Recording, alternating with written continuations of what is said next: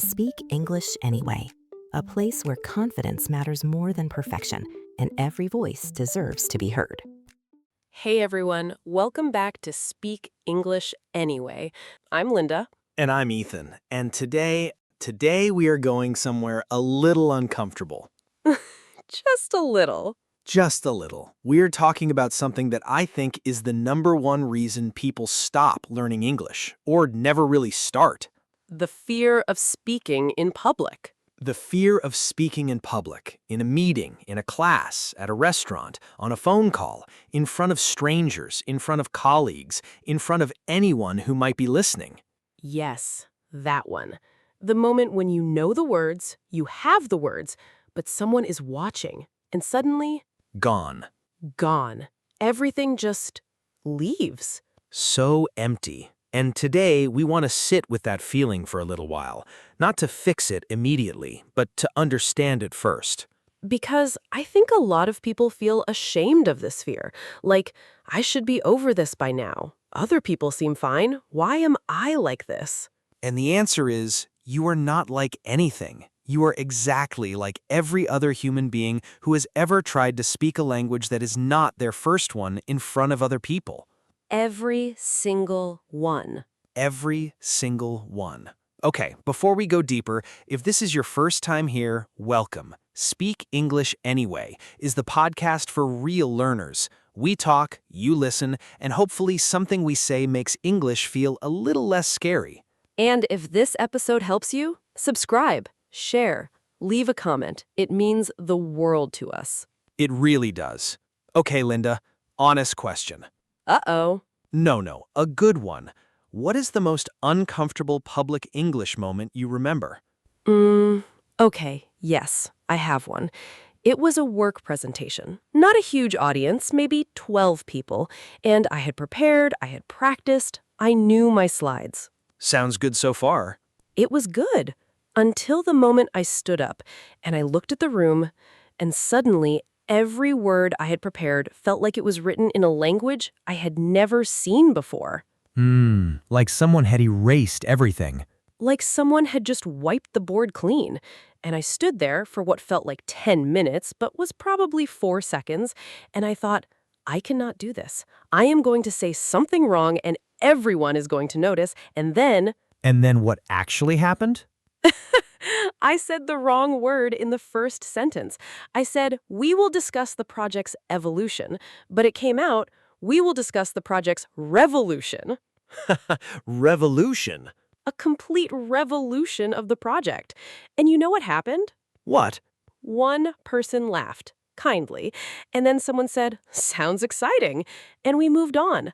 The whole thing took 3 seconds, and nobody cared after that. But you probably cared for much longer than 3 seconds. In caroling quiet, I replayed that moment for 3 days.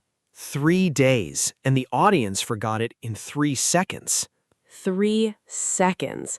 That gap between how long we carry a moment and how long others hold it, I think that gap is where so much of this fear lives. Yes, that is so true. We are always the last ones to let go of our own mistakes. Always. Okay, what about you? Mine was a phone call. Something very simple. I needed to call a doctor's office to make an appointment. One task. I wrote down exactly what I was going to say. I practiced it. I was ready. Okay, you were prepared. Good. I was prepared. I dialed the number. The receptionist answered, and she spoke so fast, so casually, so naturally, and I just completely lost the thread. I said, "Sorry, could you repeat that?" She repeated it. I still didn't understand. I said, "Sorry, one more time." She repeated it again. By the third time, I was so embarrassed, I just said, "Actually, I'll call back later." Ah, you hung up? I hung up. I did not make the appointment. I just ended the call and sat there feeling terrible. Oh, Ethan. And the thing is, the receptionist was probably completely fine. She probably forgot about the call in 30 seconds, but I felt like I had failed some kind of test. A test nobody had actually given you. A test I had given myself. And I think that is the first big thing we want to say today. Most of the pressure you feel when speaking English in public You put it there yourself. Yes, other people are almost never as focused on your mistakes as you think they are. Almost never. People are busy. People are thinking about their own things. People are wondering if their hair looks okay. People are thinking about lunch. People are thinking about lunch while you are terrified of mispronouncing a word. Exactly. The audience you imagine, the critical, watching, judging audience, is almost always much smaller and much less interested than the one in your head. The audience in your head is the dangerous one. The audience in your head is the dangerous one. So, what do we actually do about this fear? Because understanding it is one thing, but being in the moment, standing up, picking up the phone, opening your mouth, that is something else. Yes, let's talk practical things. And I want to start with something that sounds strange at first. Tell me. So, when people are afraid of speaking in public, their instinct is to make themselves smaller, speak faster so it's over sooner, use simpler words so there's less risk, look down, don't make eye contact, don't take up space. Yes, the disappearing strategy. The disappearing strategy, and I understand it. It feels safer. But here's the problem. When you try to disappear, you actually draw more attention to your discomfort. People can feel when someone is trying to shrink. You can always tell when someone is uncomfortable. It makes the room feel it too. Exactly. But when you take up space, when you speak at a normal pace, when you pause, when you breathe, the room relaxes with you. So, taking up space is actually kinder to the audience. It is. It gives them permission to relax. It says, we are okay here. This is a normal conversation. Nothing is on fire. Nothing is on fire. I love that. Okay, practical thing 2? Practical thing 2. Prepare one opening sentence. Just one. Just one sentence? Just one. Because the hardest part of speaking in public is always the beginning. Once you have said the first sentence, your body remembers that it can do this. The voice is out, the air is moving, and the rest comes more easily. Like pushing a heavy door. The first push is the hardest. Exactly. And the door is never as heavy as you imagined. So prepare one sentence. Practice it until it is automatic, and trust that once you say it, your brain will find the next one. That is such good advice, because people try to prepare everything and then freeze. But one sentence, anyone can do one sentence. Anyone. And then another, and then another. That is all speaking is. One sentence at a time. One sentence at a time. Okay, I want to add something here about the physical side of this fear, because I think people forget that public speaking fear is also a body experience. Yes, the heart racing, the dry mouth. The shaky voice, the hands that suddenly don't know what to do with themselves. Where do I put my hands? Well, where did they go? They were fine before, now they're a problem. But all of those physical feelings, the racing heart, the shallow breath, they're not signs that something is wrong. They're signs that your body is preparing to do something that matters to you. That reframe changes everything. It does. Because if you tell yourself, my heart is racing because I'm in danger, your body hears danger and panics more.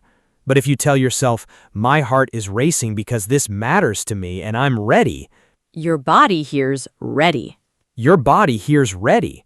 And that is not a trick. That is actually what is happening. The energy is the same. The story you tell about it is what changes. The energy is the same. The story changes. I want everyone to hear that one again. The energy is the same, only the story changes. And one more practical thing. This one is my favorite. Tell me. Make one mistake on purpose. On purpose? On purpose. Not a big one, just a small one. Say a word slightly wrong. Pause and correct yourself out loud. Say, oh wait, I meant to say this, and move on. Why? Because the moment you survive your first public mistake, the fear of making one loses its power. You show yourself, look, I got it wrong. The room is still here. I am still here. The world did not end. Proof again, like we said in episode 1. Proof. Every small moment of survival is proof that you can do this. And over time, the proof becomes louder than the fear. The proof becomes louder than the fear. Okay, word tour time. Let's go. Slowly and clearly as always. First word, audience. Audience means the people who are watching or listening to you. In a presentation, a class, a meeting, the audience is everyone in the room paying attention. For example, the audience was smaller than I expected, but I was still nervous. Or, the most critical audience is usually the one inside your own head. Audience. Repeat. Audience. Audience. Next, invisible. Invisible means impossible to see. When we say someone tries to be invisible, we mean they try not to be noticed, they shrink, they speak quietly, they avoid taking up space. For example, when I'm nervous, I try to be invisible, but it actually makes things worse. Or, stop trying to be invisible. Take up space. The room can handle it. Invisible. Repeat. Invisible. Invisible. Next, instinct. Instinct is a natural, automatic reaction, something your body, your mind does without thinking. It is not a choice, it just happens. For example, my instinct when I'm nervous is to speak faster. Or, fear is an instinct. It is not a decision. You don't choose to feel it. Instinct. Repeat. Instinct. Instinct. Next, reframe. To reframe something means to look at it in a completely different way, to change the story you tell about it. The situation stays the same, but your interpretation changes. For example, I reframed my nerves as excitement, and it helped. Or, reframing is not lying to yourself. It is choosing a more useful truth. Reframe. Repeat. Reframe. Reframe. Next, survive. To survive means to live through something difficult. In today's context, to survive a mistake means to get through it and come out the other side still okay. For example, I survived my first mistake in public and it was actually fine. Or, every time you survive an uncomfortable moment, you become a little braver. Survive. Repeat. Survive. Survive. Next, shrink. To shrink means to become smaller, physically or emotionally. When we shrink in a conversation, we make ourselves less present, less visible, less heard. For example, I used to shrink every time someone asked me a question in English. Or, don't shrink, the room has space for you. Shrink. Repeat. Shrink. Shrink. And last one, presence. Presence means the quality of being fully there, in the room, in the moment, taking up your space calmly and confidently. A person with presence doesn't need to be loud, they just need to be there. For example, she didn't say much, but her presence made the whole room feel calm. Or, presence in a conversation starts with one slow breath and one steady voice. Presence. Repeat. Presence. Presence. Okay, 3 small actions for this week.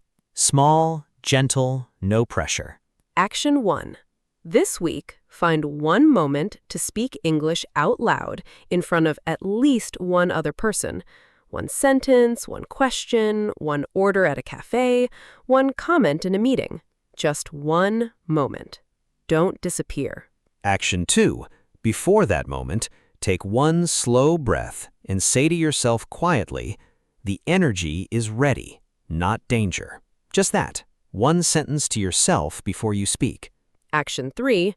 After the moment, no matter how it went, say to yourself, I survived that. That counts. Because it does. Every single time. Every single time. Okay, quick recap of today's big ideas. Big idea 1. The audience in your head is almost always more critical than the real one. Most people are thinking about lunch. Most people are thinking about lunch. Big idea 2. Stop trying to be invisible. Taking up space is kinder to everyone, including yourself. Big idea 3. Prepare just one opening sentence. The first push is the hardest. After that, the door moves. Big idea 4. The physical feelings of fear are not danger signals. They are readiness signals. The energy is the same. The story is what changes. And big idea 5. Make one small mistake on purpose. Survive it. Collect the proof. Let the proof get louder than the fear. And if speaking in public still feels impossible right now, that is okay. You don't have to do the big thing today. Just do one slightly uncomfortable thing. One sentence, one breath, one small step toward the door. The door is not as heavy as you think. It never is. Okay, question for the comments today. What is one public English moment you survived that you were secretly proud of? Big or small, tell us. We want to hear. Every story matters. Take care of your English. And take care of your heart. This is Ethan. And this is Linda. You've been listening to Speak English Anyway. Bye, everyone. Bye! And remember, the room won't break. Neither will you.